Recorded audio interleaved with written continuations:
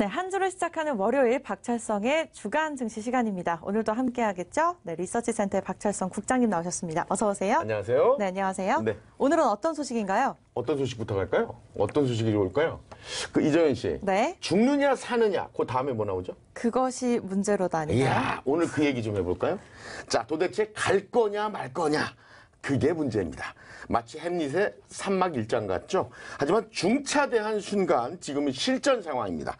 코스닥 중견기업 골드퍼시픽이 급등했습니다. 골드퍼시픽을 바라보는 시장과 개미 투자자들의 눈빛이 매우 뜨겁습니다. 그들의 공통 문머는 노심초사, 말 그대로 좌불안석인데요. 그런데 분명한 것은 서로의 시선이 교차된다는 겁니다. 이 대목, 눈길 끄는 보고가 나왔습니다. 골드퍼시픽이 여전히 활화산이라는 분석 보고입니다. 이는 지난 28일 종가 상황입니다. 지금 골드퍼시픽이 음봉을 내면서 많이 떨어지죠. 걱정들이 많으실 거예요. 일단 그 골드퍼시픽 M&A 이슈로 주가가 고공에 떠 있습니다. 그런데 지난주 내내 횡보했습니다. 개미 투자자들 입장은 간단합니다. 단도직입적으로 횡보까지는 좋다. 그런데 앞으로 갈 거냐 말 거냐는 거죠. 지난 주말과 휴일 개미 주주들은 이견을 보였습니다. 더 간다와 이제 끝 둘로 갈렸습니다. 간다는 쪽은 희망을 기원하는 눈빛이었습니다. 숨고르기 후 주가의 상승 랠리가 이어진다였습니다. 반면 이제 끝이라는 의견은 주가 횡보에서 비롯된 불안이었습니다. 그래프가 이제 머리를 떨굴 것 같다는 얘기였습니다. 이처럼 뜻대로 안 되는 게 주식입니다. 주가가 하락하면 손실 때문에, 반대로 상승해도 방금 샀는데 내릴까 봐 걱정이 태산입니다. 앞서 골드퍼시픽 주가를 화산 폭발에 비유했습니다. 그래프의 빨간 양봉 캔들이 화산의 불기둥 같다는 의미였습니다. 화산은 크게 두 부류입니다. 활화산이다 혹은 아니다로 구분짓습니다. 화산을 활화산, 휴화산, 사화산으로 구분하기도 했었죠. 그러나 이는 학문적으로 많은 모순점을 내포하고 있습니다. 자, 각설합니다. 고공비행 중인 골드퍼시픽 일본 그래프상 단기와 중기 이동평균선 정배열입니다. 완벽합니다. 다만 121선이 60일 이동평균선 위에 자리 잡았다는 게 오게티입니다. 그래도 골드퍼시픽 일본 그래프의 가격 이동평균선은 강한 상승 추세를 대변하고 있습니다. 골드퍼시픽에 대한 활화산 분석 배경에 궁금증이 쌓였습니다. 그러나 해답은 명쾌합니다. 골드퍼시픽 급등 배경은 조금 전 말씀드린 대로 M&A 이슈였습니다. 현재 잔금 납입 미리 임박했고 이는 현재 진행형입니다. 여기에 유상증자 등 대규모 신규 자금 영입도 이미 카운트다운에 들어갔습니다. 더욱이 대규모 자금 조달 이후에 골드퍼시픽이 어떤 신사업을 전개할까 하는 점이죠. 따라서 골드퍼시픽 그래프는 새로운 비전에 무지갯빛 청사진이 대기 중이라고 거기까지만 관계자가 귀뜸했습니다. 그런데 우리끼리 얘기로 활화산으로 분석된 중요한 이유가 있습니다. 무엇보다 급등을 주도했던 세력이 아직 골드퍼시픽의 체류 중임을 꼽을 수 있습니다. 골드퍼시픽 주가를 연인했던 강한 매수세가 지난 28일까지 존재했다는 사실입니다. 이게 팩트입니다. 네, 이렇게 M&A 이슈로 인해서 주가의 고공비행, 이 부분에 대해 시청자 여러분들도 집중해 보셔야 될 것 같은데 이 기업에 관련된 인터뷰를 또 들고 나오셨다고 그렇죠. 했습니다. 예. 궁금하신 분도 많고 네. 확인을 해야 되겠죠. 이 취재진이 골드퍼시픽 공시담당 조영범 부장과 전화 인터뷰를 했습니다. 최근 골드퍼시픽의 주가 고공행진 배경에 대해서 질문했습니다.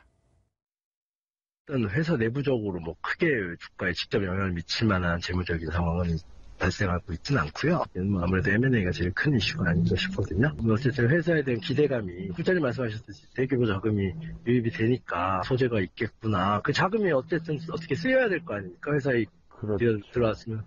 골드퍼시픽이 가장 큰 장점 중에 하나는 그래도 재무적으로 굉장히 건전하고 깨끗하다는 거기 때문에 새로운 사업이 도입이 되면은 비상할 수 있지 않겠나 뭐 이런 거를 생각하고 있을 거라고 생각을 해요. 이어서 골드퍼시픽 직원의 1인 평균 임금에 대한 의문이 제기가 됐는데요. 2017년 1인당 평균 임금이 1,200만 원 수준이었는데 이는 최저임금에도 못 미치는 게 아니냐 물어봤죠. 2017년도 임금 부분은 구조조정 부분이 있었기 때문에 평균 임금이고 퇴사하신 분들이 많으세요. 그러다 보니까 이게 급여가 좀 작게 이렇게 보이는 거고요. 1년치가 나온 게 아니고 몇 달치씩만 그 사람들한테 표현이 된 거고요. 그때 한계 사업 종류가 좀 많았어요. 특히 이제 인건비가 많은 부분 차지했던 뭐 식자재나 뭐 이런 그런 것들이 많이 빠져나가가지고요. 그런 부분이 있었습니다. 그래서 2018년도는 이제 아직 뭐 결선이 안 나왔지만 조금 이제 다르게 나올 거예요, 아마. 그 모 언론 보도를 보면 새로운 경영진이죠. 리버스톤 자본금이 1,000억 원이라고 보도를 했던데 그렇게 리버스톤 자본력이 막강하냐고 확인 들어갔습니다. 10억 원입니다. 10억. 100만 원 단위로. 그 단위를 잘못 보셨나 봐요. 기재 단위가 100만 원 단위거든요. 거기 저희 공시에 1000으로 썼어요. 저희가 1000. 단위는 100만 원 단위고 제가 숫자를 1000을 썼어요. 1000. 10억 원이니까 그렇게 썼는데 그걸 오해하셔서 1000억 원으로 오해하신 것 같고요. 돈 얘기라니까 조 부장이 조금 좀 버벅대죠? 네. 네, 상당히 인간적인 것 같아요. 네, 지금까지 이렇게 관계자들의 이야기를 들어봤는데 그렇다면 또 주가 흐름을 빼먹을 수 없겠죠. 네, 말씀처럼 이 골드퍼시픽 그래프가 언제 어떻게 급등했을까요? 이 골드퍼시픽 주가는 최근 두 차례의 상승세 연출로 급등했음이 확인됐습니다. 1차 상승세는 최근의 저점이었던 지난 12월 26일 시동을 걸었습니다. 이날부터 1월 23일까지 미확인 세력의 순매수세가 확인됐습니다. 이 기간 골드퍼시픽은 136%의 상승률을 기록했습니다. 해당 기간 세력의 평균 매수 가격 중요하죠. 1959원 부근입니다. 두 번째 상승세는 지난 2월 14일부터 21일 사이였습니다. 이 기간 동안 주가는 144%가 상승했습니다. 평균 매수 가격은 3,874원 부근. 2차 상승은 매우 가파른 각도입니다. 여러분들도 그래프 한번 보시겠어요? 그 치고 올라갔는데요. 1차 상승 시동을 걸었던 지난 12월 26일 주가 기준 3.2배 올랐습니다. 자, 이 미확인 세력이 발을 담근 것은 지난 11월 15일로 거슬러 올라갑니다. 골드퍼시픽의 화산 폭발까지 이들의 평균 매수 가격 2,826원 부근으로 집계됐습니다. 따라서 현재 세력의 평균 수익률은 30% 초중반대라는 분석입니다. 매우 어정쩡한 상황이죠. 우리끼리 얘기로. 특히 중요한 것은 세력이 아직 차익 실현을 하지 못했다는 점입니다. 세력도 이 점이 고민입니다. 수익률이 어중간하기 때문인데요. 그런데 세력 입장에서 당장 수익 실현을 서두를 수가 없습니다. 손실을 보기 때문입니다.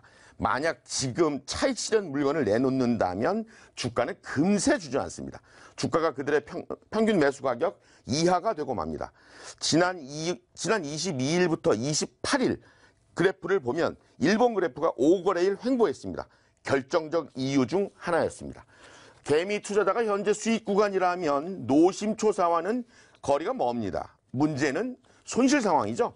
오늘처럼 또 음봉이 나올 때입니다. 골드퍼시픽 최근의 고점은 지난 21일 장중 4,855원. 만약 이때 매수했다면 28일 종가 기준 23% 손실 중입니다. 큰 걱정이 아닐 수 없습니다. 이럴 때 덜컥 손절매 의미가 없습니다. 슬기롭게 손실을 줄이는 게 최선입니다. 이런 경우 전문가들은 정확한 손절 라인을 잡고 차분한 대응을 주문했습니다. 또 추가 매수, 일명 물타기로 평균 매수 가격을 낮추는 것도 현명한 전략이라고 조언했습니다. 이때는 추가 매수 구간과 정확한 손절 라인을 정하는 게 무엇보다 중요합니다. 근데 의미는 알겠지만 결코 쉽지 않습니다. 1차 추가 매수 구간은 3,620원부터 상방으로 가능하다는 분석 보고입니다. 3,620원. 이 가격은 2차 상승을 일으켰던 매수세의 1차 지지선이기 때문입니다. 손절 라인은 종가 기준 3,410원으로 분석됐습니다. 3,410원은 이 상방 가격으로 2차 추가 매수, 즉 물타기가 가능한 얘기와 일맥합니다. 3,410원은 2차 상승 기간 출발 매수세의 지지선입니다. 세력 입장에선 반드시 지켜야 되는 가격입니다. 만약 이 가격대가 무너졌다면 돌발 변수가 생겼다는 의미입니다. 지지선이 무너졌는데 주가를 다시 상승 랠리로 전환시키려면 막대한 자금이 투입돼야 합니다. 실망한 매도 물량까지 받아내려면 더욱 강력한 매수세가 요구되기 때문입니다. 대응 전략에서 무엇보다 중요한 것은 손절 라인의 준수입니다. 이때 수급 상황을 진단하는 매의 눈이 동원돼야 합니다. 네, 투자에 있어서 손절 라인 준수하는 것보다 중요하죠. 중요한 건 없는 네. 것 같습니다. 그리고 여러분 스티브 잡스 아시죠? 그는 종종 사람들에게 사랑에 빠지게 하는 기술을 개발하고 있다 이렇게 얘기했는데요. 네. 가족, 친구, 연인끼리 사랑에 빠지게 하는 기술 어떤 게 있을까요? 이번 주 한번 찾아보시는 건 어떻습니까? 네, 지금까지 박철성의 주간 증시 시간이었습니다. 수고하셨습니다. 고맙습니다.